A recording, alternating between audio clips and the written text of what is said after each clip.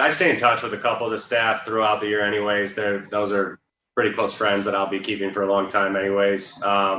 Plus some guys on the team. I haven't gone out. I know they're probably going to be in batting practice. Maybe I'll pop out and say hi to a bunch of them, but I know it's not like, listen, I've invaded these guys' personal spaces for about 9 years. I think I can take a day off from giving them a hug. And if they'll confirm that, I will charge them with a bull rush hug on some of these guys. And now I got to keep my distance and play it safe. And I think they understand, but it's just good to see a bunch of the familiar faces that I missed. Jason, were there ever any realistic conversations? Was there ever a real path for you to come back here after last year? Nope. On your end or their end? My phone never rang. I'll put it that way. Does that surprise you? No, in the sense that I get it. It's a business, and the longer you play, the more you learn about the business side of things. And if you're going to take everything personal, then you're going to have a lot of grudges holding on to and just have that weigh down on you. So I don't think it's a good way to go about things. And I got it. I understood it. Listen to you. You try to put yourself in their shoes and make some GM decisions too. And sometimes, and if money becomes an issue, you have to start seeing it from their point of view. And I mean, could I have come back on a lesser deal? Sure. I think both sides would agree on that it could have been done. But I think it was just at a good point to kind of split ways from there, part ways. And I think both sides are happy with the decision. I think both sides moved on peacefully, I guess is the right word to use. And I think they've wished me well, the same as I've wished them well. So I think it just didn't happen. It's not something I'm going to take personal or carry it with me as a grudge. Have you gotten used to playing in empty stadiums and playing without fans? And I would think this is one where you would really like to be playing in front of the fans. Fair? I would. Yeah, that's fair to say. We have gotten used to it. I think it really does help whether every player's coming up in a minor league stadium that probably hasn't had too many fans, or an inter-squad game or a spring training practice or something where you have played a competitive game in front of nobody. But now you have, the games mean something. You got a white noise in there. So I think we do a good job of where we're taking it serious and acting like it's a real game, because it is a real game. It's not that hard to, when you realize, hey, these games do count, to make them count. I think we've approached that in the right way. And I think you'll see here, I think the energy we have in our Cubs dugout has been a lot of fun, and it makes it a lot easier to take it serious, I guess, when you have a high energy group. Jason, how do you look at this little all-star break? Is that how you look at it? And do you think you guys are sharp enough with a couple days of workouts? How do you gauge your guys' sense right now after? I think we'll be all right. It's not ideal to take it off 4 or 5 days in the middle of a season, but like you said, it's similar to an all-star break, and we had a good little inter-squad 5-inning game the other day, and to kind of stay sharp and get some pitchers out there who needed to throw and keep you on your toes. I don't think, like I said, guys are coming into the field regardless, even if we had the time off, because they just need to come into the field and get stuff done and stay on top of stuff. It's not like you're absolutely in the need of, you've just finished a 3-month grind and you want to get away from the field and get away from baseball together. It's almost just like an off day 4 days in a row, if that makes sense, instead of an all-star break. So you're literally coming in, getting your work done, and staying on top of things. Are you guys well aware that they haven't given up more than 4 runs, or are you just learning that from me right now? Pretty sure, pretty well aware of it. I mean, I've gotten to witness it firsthand for years, the staff that they've got here and a bunch of these guys. So it's not a surprise to me that when you show me a gaudy stat on these guys, they've been fun to play behind, fun to watch for years now. So yeah, we're hoping to change that. Obviously, we know it's going to be a tough ball game. Sorry, there's going to be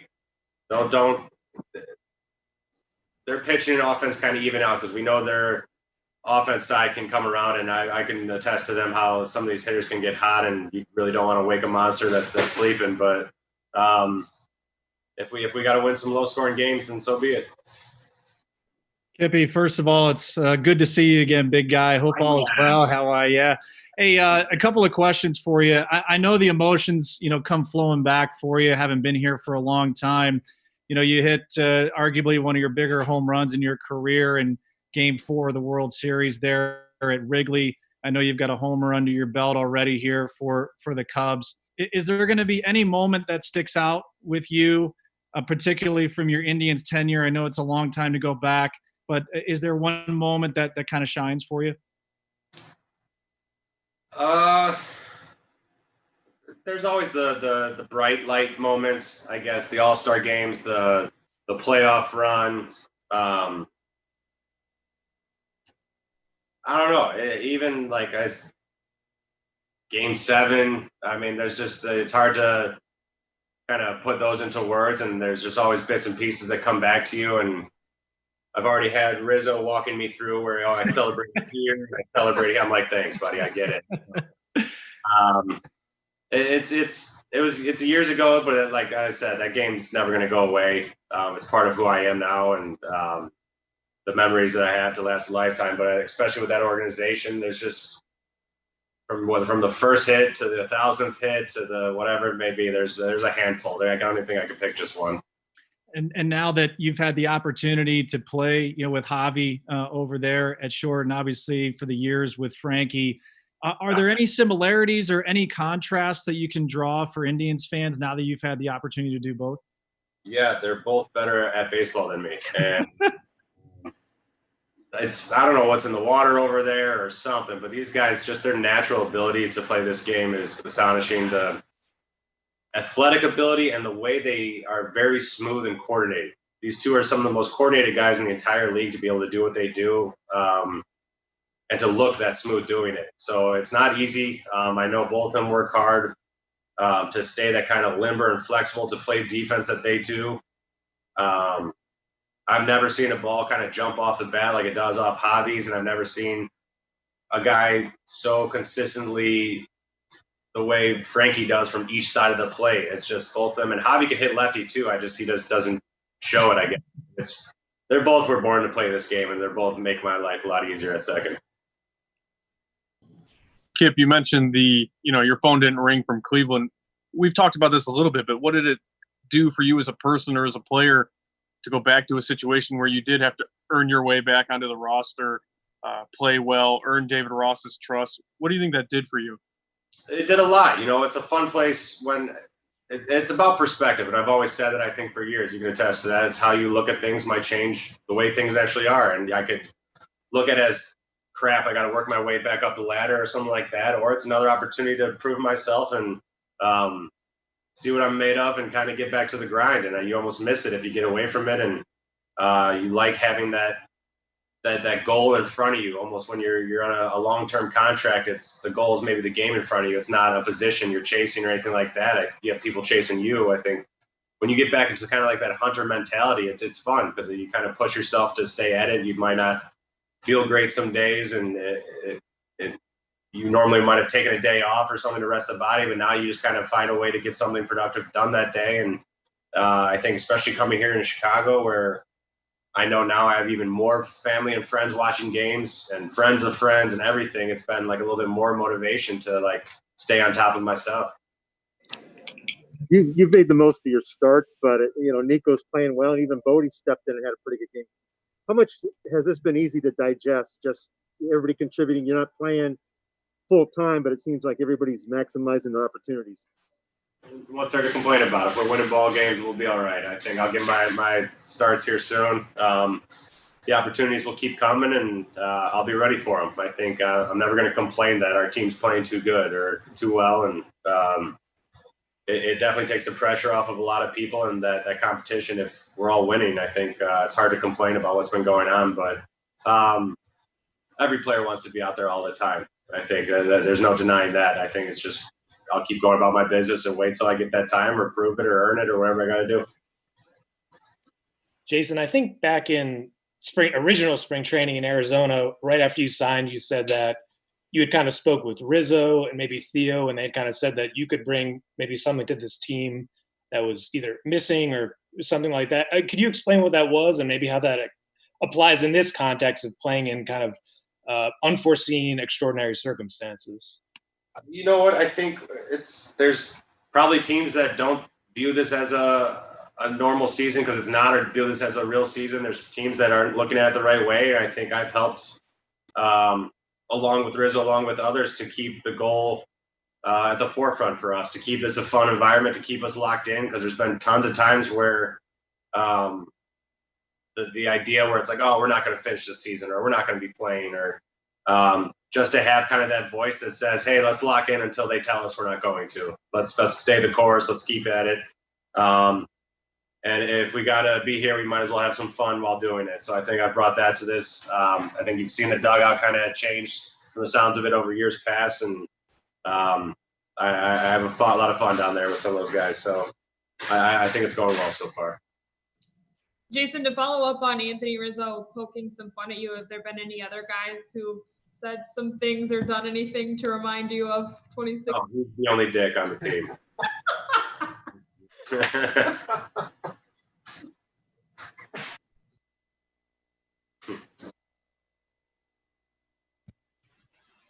Hi, Zach. So was there, I know you're from Chicago, so it was probably easier, but just going from losing the World Series to playing for the team that beat you, was there any transition or any mental hurdle there? The way I put it, where it's like, if you're the 99% of me that was absolutely crushed from 2016, that 1% where I can like look back at the field the last second and be like, hey, at least it's the Cubs, kind of like that, right? Where it's like, okay, at least I know about their long drought as well, the global losers to now and everything. So that 1% of me that's like a little hat tip.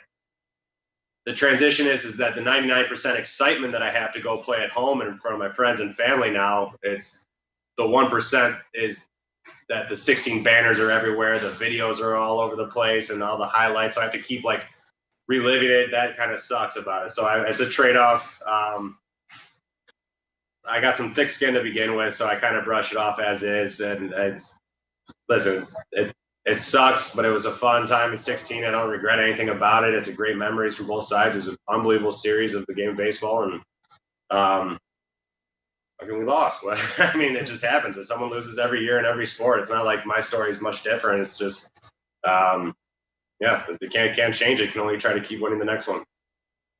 Kip, one of the most emotional moments last year was when Carlos Carrasco came back in Tampa, made that really heroic appearance, and then the image of both of you guys in the dugout, having shared so many years, you guys knowing each other as personally as you do, and kind of that moment.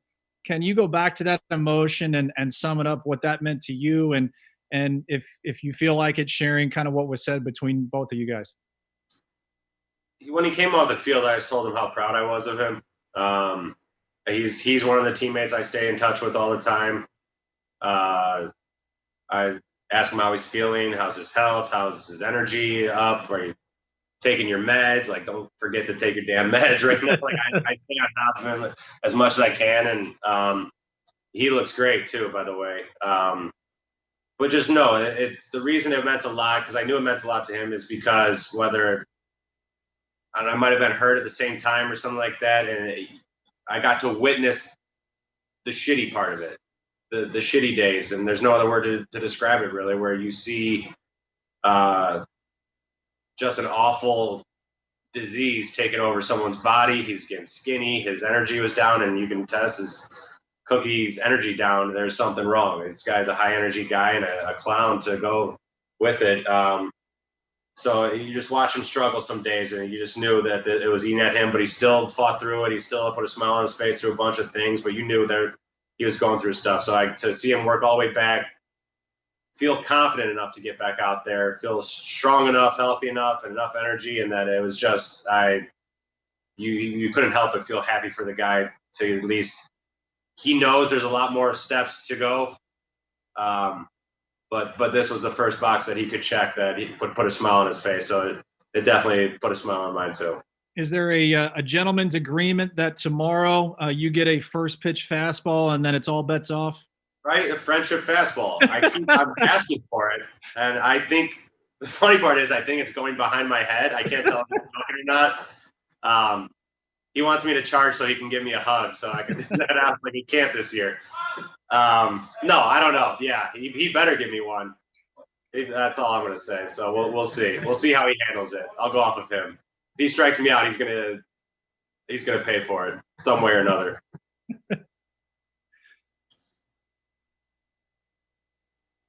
see Paul hasn't worked out technology yet. Hasn't figured out.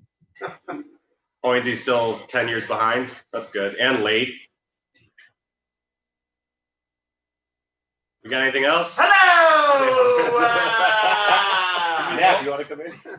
Here's ask this guy about 2016. Here's Napoli. You got any questions for him? It was the greatest year of our lives. Your life.